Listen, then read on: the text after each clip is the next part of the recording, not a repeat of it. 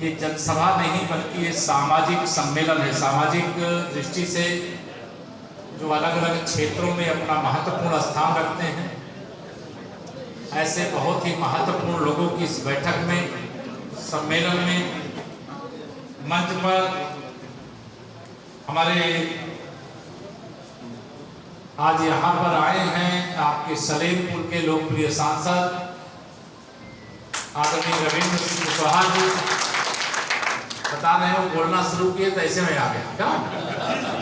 भाषण उनका हो नहीं पाया, आप मान लो भाषण हो गया है, और जो सुनना था उससे ज्यादा सुन लियो। करना क्या है वो आपको बताना नहीं, आप जानते हो, ठीक है।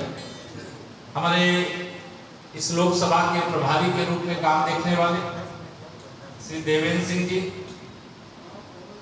हमारे यहाँ के अध्यक्ष जिन्होंने अभी आप सबके सामने अपनी संक्षिप्त बात रखी है, प्रवीण गुप्ता जी, क्षेत्र के महामंत्री पूर्व जिला अध्यक्ष श्री सुनील गुप्ता जी, क्षेत्रीय मंत्री और चुनाव के संयोजक श्रीमान अखिलेश तिवारी जी,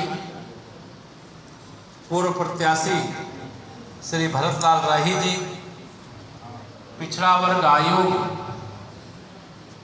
के जानते ही ना ठाकुर जी कौन? अच्छा आ गए अपना दिखाने के लिए कहीं नंबर ना कट जाए। पार्टी के प्रत्याशी पिछली बार थे, इस समय जिला कोऑपरेटिव बैंक के चेयरमैन आजमगढ़ के श्री लक्ष्मण मौर्य जी,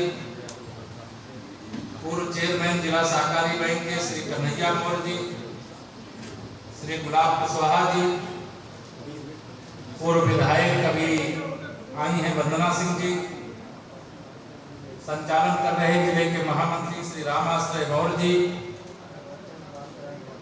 हमारे इस मंडल के अध्यक्ष मनोज सोनकर जी, कहाँ है मनोज सोनकर जी, हमारे शक्ति केंद्र के संयोजक श्री मुक्तेश्वर त्रिपाठी जी, कहाँ है? अभी मुझसे मिलना है, ठीक है। हमारे बूथ अध्यक्ष श्री रामजतन चौहान जी है, मैं सबसे मिलूंगा, बाहर क्यों रहने से काम नहीं चलेगा, ठीक है। आप सभी यहाँ पर आए हुए सामाजिक कार्यकर्ता सम्मेलन के इस आयोजन में मैं आप सबसे लंबा भाषण नहीं करूंगा। क्या समाजवादी पार्टी जो आईसीयू में पड़ी हुई है, गुंडागर्दी आईसीयू में, अपराध आईसीयू में, माफियागिरी आईसीयू में, दंगागर्दी आईसीयू में, मतलब समाजवादी पार्टी आईसीयू में, इसको ऑक्सीजन देना चाहिए क्या? जोर से बताओ, देना चाहिए क्या? नहीं। समाजवादी पार्टी का सफाया करना, समाजवादी पार्टी को समाप्तवादी पार्टी बनाना। हमारे तमाम वरिष्ठ कार्यकर्ता, मेरे पत्रकार मित्र सब यहाँ पर आज उपस्थित हैं। मैं पूरे विश्वास से कह सकता हूं, मैं लगातार घोसी विधानसभा के कार्यकर्ताओं के, बूथ के अध्यक्षों के, मंडल के, जिले के कार्यकर्ताओं के संपर्क में आज मैं यह विश्वास के साथ कह सकता हूं कि आज की तिथि में 100 में से 60% वोट हमारा हो गया है। और मेरा जो नारा रहता है 100 में 60 हमारा है, 40% में बंटवारा, और बंटवारे में भी हमारा है। आप कहेंगे आपके बंटवारे में क्यों है? तो हमारा बंटवारे में इसलिए है कि हम सबका साथ सबका विकास करते हैं। समाजवादी पार्टी कुछ का साथ गुंडों का विकास, कुछ का साथ अपराधियों का विकास, कुछ का साथ अपने परिवार का विकास वो करते हैं। लेकिन भारतीय जनता पार्टी किसी जाति, बिरादरी, समुदाय का व्यक्ति हो, गरीब कल्याण की हर योजना का लाभ आप जिस गांव में भी रहते होंगे, जिस नगर में रहते हो, आप बताइए कि हमारी डबल इंजन की सरकार देश में माननीय नरेंद्र मोदी जी के नेतृत्व में और उत्तर प्रदेश में आदरणीय योगी आदित्यनाथ जी के नेतृत्व में ये जो डबल इंजन की सरकार है, किसी योजना में भेदभाव किया है क्या? दोनों हाथ उठा कर बताइए, किया है क्या? अगर देश के प्रधानमंत्री माननीय नरेंद्र मोदी जी गरीब कल्याण की, गरीबों की भलाई के लिए प्रधानमंत्री जनधन के खाते खोलते हैं, देश में इस समय 50 करोड़ से अधिक बैंक खाता खुल गया। कितना? 50 करोड़ से अधिक। उसमें कौन अमीर है, कौन गरीब है, कौन गांव वाला है, कौन शहर वाला है, कौन भाजपा वाला है, कौन गैर भाजपा वाला, बिना भेदभाव किए जिनका बैंक में खाता नहीं था उनका बैंक में खाता खोलने का काम किया। ये विरोधी दल के लोग कहते हैं मोदी जी ने बैंक में खाता क्यों खुलवाया? वह भी मैं आपको बताता हूं, इसमें कई बड़े बुजुर्ग याद करिएगा। जब इस देश के प्रधानमंत्री श्री राजीव गांधी जी हुआ करते थे, जिनके समर्थन के बैसाखी पर समाजवादी पार्टी का प्रत्याशी यहां चुनाव लड़ रहा है, उसी प्रधानमंत्री ने संसद में खड़े होकर के कहा था कि अगर हम दिल्ली से 1 रुपया भेजते हैं तो जिसके पास भेजते हैं उसके पास 15 पैसा पहुंचता है।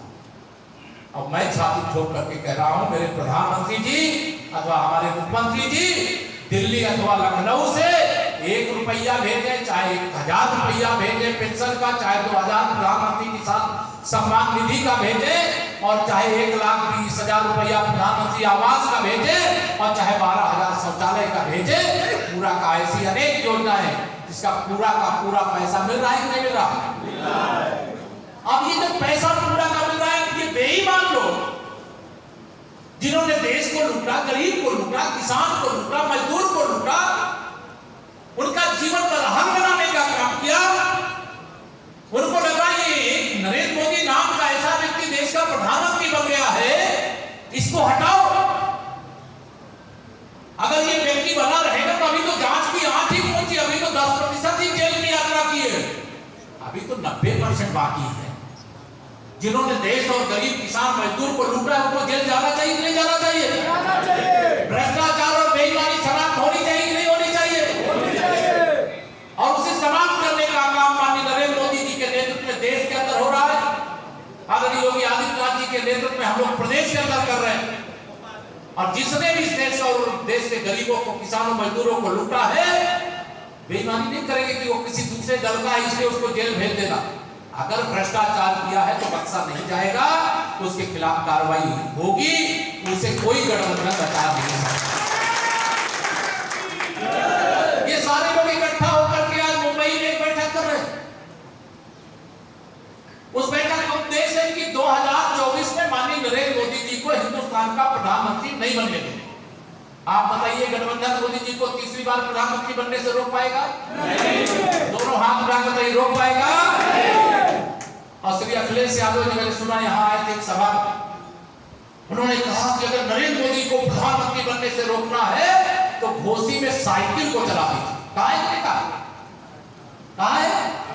आप लोग मोदी जी को हटाना चाहते हो? नहीं।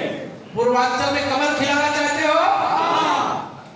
तो घोसी का उपचुनाव संयोग से या तो सपा के खाते में थोड़े अंतर से 2022 में चली गई थी, क्योंकि उस समय हमारे लोग भी थोड़ा सा भ्रमित हो गए कि लग रहा है सपा के मुखिया अखिलेश यादव जी कह रहे थे जैसे 2014 में कहते थे हम 60 से अधिक लोकसभा सीटें जीतेंगे, लेकिन जब चुनाव परिणाम आया तो 5 सीटों में समाजवादी पार्टी से बढ़ गई थी। उस समय किसकी सरकार थी?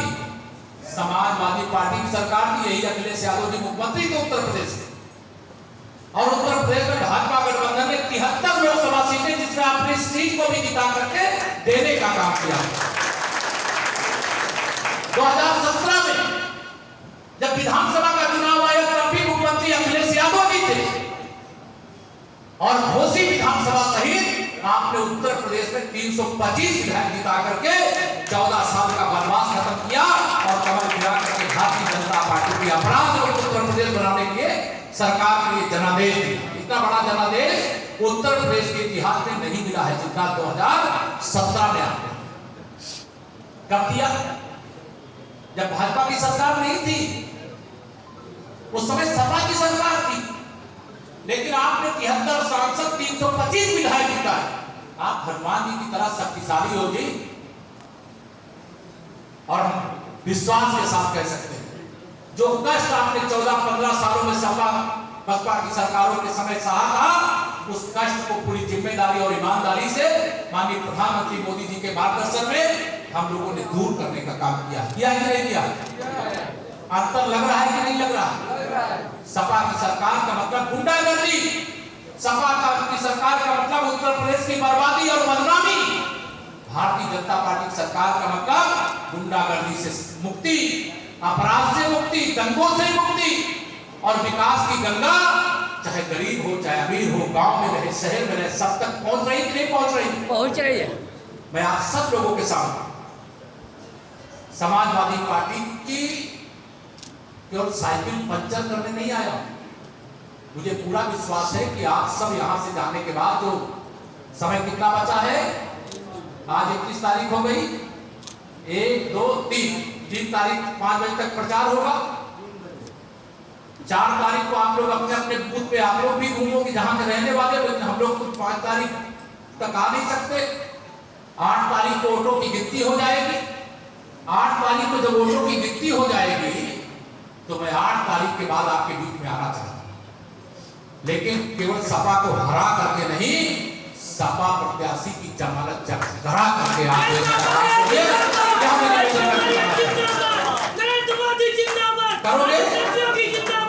करोगे? दोनों हाथ डालो, करोगे? तो आपको ये जो बाकी का 4 दिन है, इसमें पसीना बहाना पड़ेगा, घर घर जाना पड़ेगा। ये दुष्प्रचार करने में सपा वाले बहुत माहिर हैं। यादव को बता दें, तुम तो यादव हो, तुम तो बंधुआ हो समाजवादी पार्टी के, तुम तो वोट दे दो। मुसलमानों को कहेंगे कि भाजपा को रोकना है तो सपा को वोट दे दो, लेकिन उनको भी बता देना जाकर के, हमने अगर विकास में भेदभाव नहीं किया है तो चाहे मुसलमान हो और चाहे यादव हो, उनका भी आशीर्वाद भारतीय जनता पार्टी की प्रत्याशी को मिलना चाहिए। मिलना चाहिए नहीं मिलना चाहिए?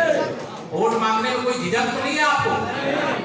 हम वोट मांगने के लिए जाएंगे, लेकिन वोट के रूप में मैं आप सबको आश्वस्त करना चाहता हूं, मैं वोट मांगने नहीं आया, मैं वोट के रूप में कर्ज मांगने आया, विश्वास दिला करके जा रहा हूं।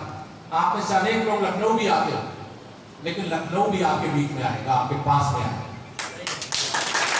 लेकिन मैं आज यहां पर आया, दारा सिंह जी को आप विजयी बना करके भेजोगे, आपको यहां से विधायक बना करके भेजोगे, उसके आगे तो मैं नहीं कुछ कह सकता, लेकिन इतना जरूर कह सकता हूं, आप विधायक बना करके भेजोगे, हम लोग कुछ और बना करके भेजेंगे। या विधानसभा क्षेत्र, यद्यपि आपने 5 साल का फैसला सुना दिया था, लेकिन यह जब कोई कहता है कि दारा सिंह चौहान वो पिछड़े वर्ग से आता है, वो तो नुनिया चौहान है, उनके ऊपर कोई स्याही फेंक करके चला जाता है, कोई दुष्प्रचार ऐसी ऐसी बातें करता है जो बात मेरे गले नहीं उतरती। मैं आप सबसे पूछना चाहता हूं, क्या दारा सिंह चौहान जी ने समाजवादी पार्टी से इस्तीफा देकर उनकी 5 साल की विधायक, जब चाहते विधायक ही रहना होता तो 5 साल रह सकते थे? लेकिन आप सबसे मैं निवेदन कर रहा हूं, भारतीय जनता पार्टी एक ऐसी पार्टी है जो अगड़ा वर्ग हो, पिछड़ा वर्ग हो, अनुसूचित वर्ग हो, इसकी त्रिवेणी है। हमारे यहां कोई भेदभाव नहीं है, लेकिन इसके बाद भी मैं जानता हूं ये श्री अखिलेश यादव जी पीडीए की बात करते हैं। पीडीए का मतलब जानते हो? इसका पीडीए जो बताते हैं, व्याख्या करते हैं, अखबारों में आपने पढ़ा होगा, टीवी में देखा होगा, कहते हैं पीडीए माने पी माने पिछड़ा वर्ग, डी माने दलित वर्ग, ए माने अल्पसंख्यक वर्ग। अच्छा ये बताओ, ये पिछड़ा बाबू सीट है कि नहीं? बताओ, उन्होंने पिछड़े वर्ग का कोई आदमी को क्यों नहीं मिला? मेरा सवाल है श्री अखिलेश यादव जी, आप पिछड़ों के, दलितों के, अल्पसंख्यकों के हितैषी नहीं हो, आप परिवारवादी राजनीति के आदी हो गए हो, दंगा कराने वाली पार्टी के मुखिया हो गए हो, अपराधियों माफियाओं का संरक्षण करने वाले हो, और इस जनता ने इसीलिए आपको फड़ करके फेंका। आप मुख्यमंत्री थे तब उत्तर प्रदेश की जनता ने आपको सत्ता से बेदखल किया, और जब इनका बयान सुनो, इनको कोई पिछड़ी जाति का नेता बर्दाश्त नहीं है। ध्यान रखना इस बात। केशव प्रसाद मौर्य तो देखते हैं कैसे उनको कैसे बयान देते हैं, आपको बताने की मुझे जरूरत नहीं है। उनको ही लगता है केशव प्रसाद के यहाँ पिछड़ी जाति के लोगों के बीच में जाकर के कोई, मैं तो राष्ट्रीय स्वयंसेवक संघ का संसेवक, मुझे इस पर गर्व है। मैं हाँ यह सही है कि गरीब परिवार में पैदा हुआ, किसान परिवार में पैदा हुआ हूँ और हमारी संवैधानिक व्यवस्था में वो पिछड़े वर्ग का परिवार में जन्म लिया हूँ, लेकिन हमने सबका साथ सबका विकास किया, सबको सम्मान दिया है, सबकी सेवा करने का काम किया। आज का यह संबोधन बहुत लंबा नहीं मैं करना चाहता और आपका समय भी बहुत बर्बाद नहीं करना चाहता। आप सबसे इतना ही निवेदन करके जा रहा हूं, अगर आप मुझे सुनने के लिए आए हैं और मेरा सम्मान करें, तो आप सबसे निवेदन, आज से यहां से निकलिए, जो आपका बूथ है वो बूथ सबसे मजबूत रहना चाहिए। मैंने हिसाब नहीं दिया, अध्यक्ष जी जाने, यहाँ के चुनाव के प्रभारी जाने, यहाँ लोकसभा चुनाव के प्रभारी जाने, संगठन के लोग जाने और आप स्वयं जाने। यह चुनाव दारा सिंह चौहान जी नहीं लड़ रहे हैं, यह चौहान चुनाव केशव प्रसाद मौर्य भी लड़ रहा है, योगी आदित्यनाथ जी भी लड़ रहे हैं। यहाँ जितना नेतृत्व भारतीय जनता पार्टी का है वह सब लड़ रहा है। तो आप मेरे बारे में जानते हैं, मैं एक बात खुलेआम डंके की चोट से कहता हूं, मैं उत्तर प्रदेश सरकार का लगातार दूसरी बार उप मुख्यमंत्री हूं, लेकिन मैं कार्यकर्ता पहले हूं, मुख्यमंत्री बाद हूं। मेरे कार्यकर्ता से बड़ा मेरे लिए कोई नहीं होता।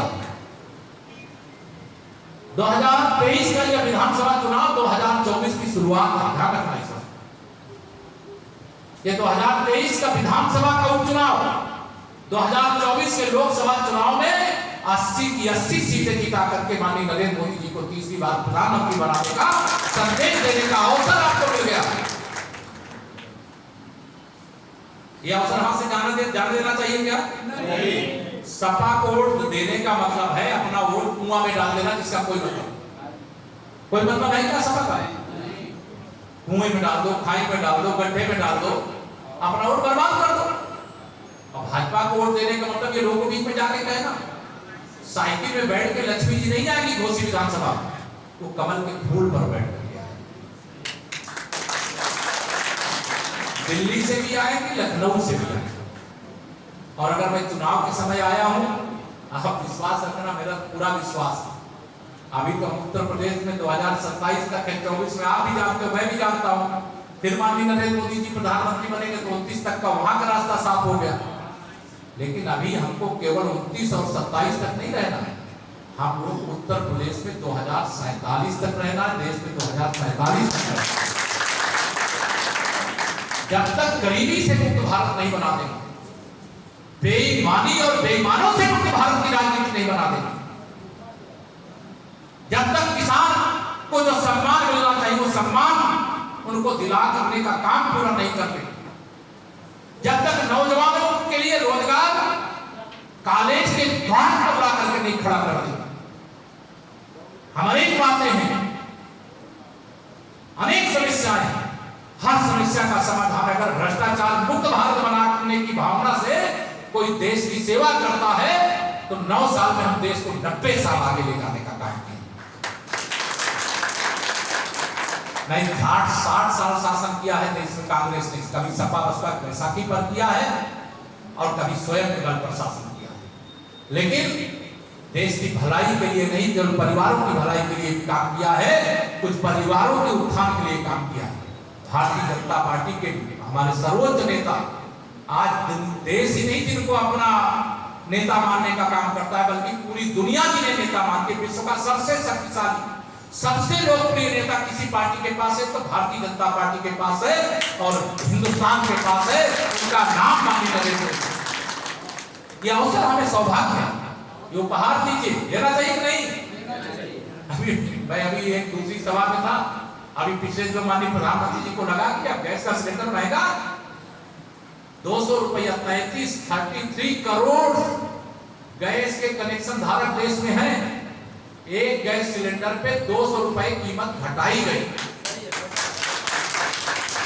आप में से तमाम किसान होंगे जिनका अपना निजी नलकूप लगा रहा होगा, बिजली का बिल देना पड़ता है नलकूप का? नहीं देना पड़ता। आ रहा है लेकिन देना नहीं, बजट में व्यवस्था है, आप बिजली के बिल से मुक्त हो, चिंता मत करना, कोई किसान ऐसा नहीं जाएगा। ध्यान रखना, इस साल के बजट में ये व्यवस्था की गई है कि हम अपने किसानों को सिंचाई के लिए जो नलकूप चलाते हैं वो निःशुल्क बिजली देने का काम है। प्रधानमंत्री गरीब कल्याण अन्न योजना का राशन 80 करोड़ लोगों को 3.5 साल से फ्री में मिल रहा है। मिल रहा है कि मिल रहा है? 2 गैस के सिलेंडर, अभी ये तो माननीय प्रधानमंत्री जी ने रक्षाबंधन का हमारी मातृशक्ति को बहनों को उपहार दिया, और जिन्होंने प्रधानमंत्री उज्ज्वला योजना में कनेक्शन लिया उनको पहले भी 200 रुपए कम में मिलता था, लेकिन अब 400 रुपए कम में मिलेगा। और उसमें एक और बात बता दे रहा, हमारे प्रदेश सरकार के ही बजट में इस वर्ष दिवाली से जो उज्ज्वला योजना के कनेक्शन धारक गरीब परिवार हैं उनको 1 गैस सिलेंडर भराने का दीपावली पर, 1 गैस सिलेंडर भराने का होली पर यह बजट में प्रबंध कर दिया। हमारी गरीबों के लिए समर्पित सरकार है। अगर हम गरीबों की भलाई के लिए काम करते हैं तो जो गरीबों का खून चूस करके केवल अपनी तिजोरियां भरे हैं उनको कैसे अच्छा लगेगा, वो कैसे मोदी जी को बर्दाश्त करेगा। इसके लिए इन्होंने गठबंधन बनाया है, यूपीए जो है उसी का नाम बदल दिए हैं, आजकल इंडिया कहते हैं। लेकिन उस गठबंधन में जानते हो आज सुबह तक तो 6 प्रधानमंत्री पद के दावेदार थे। कितने?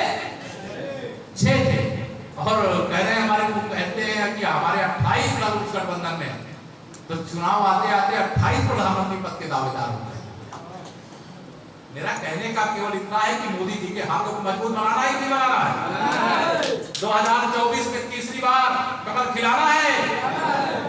तो 2023 के विधानसभा चुनाव में आप सबको स्वयं अपने बूथ पे, चाहे आप दारा सिंह चौहान बन करके लगे, चाहे केशव प्रसाद मौर्य, चाहे मन पे जो लोग हैं वह रूप धारण करके लगे, लेकिन अपना बूथ ही अपनी विधानसभा, बूथ जीता तो विधानसभा जीता।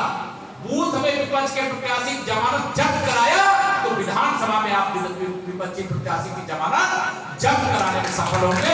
या संकल्प लेकर के करोगे ये काम? दोनों हाथ उठा के मुझे वादा करो, पक्का? मैं पूरे विश्वास के साथ जा रहा हूं। मैं यहाँ केवल कमर खिलाने नहीं आया, तो मैं तो सपा की जमानत जब्त कराने आया। और आप सबने मुझे विश्वास दिलाया है, मैं आपके विश्वास को अपने साथ लेकर के जा रहा हूं। और विजय की माला पहनाने के लिए केवल दारा सिंह चौहान जी को नहीं, क्योंकि मैंने कहा है आप ही को दारा सिंह चौहान बन करके, आप ही को केशव प्रसाद मौर्य बन करके हर कार्यकर्ता को और हर सामाजिक सम्मेलन में इसमें जो लोग आए हैं उनको जिलाध्यक्ष जी और सभी संगठन के लोग ये तैयारी रखिएगा, सबको माला पहनाने के लिए मैं यहाँ पर आऊंगा।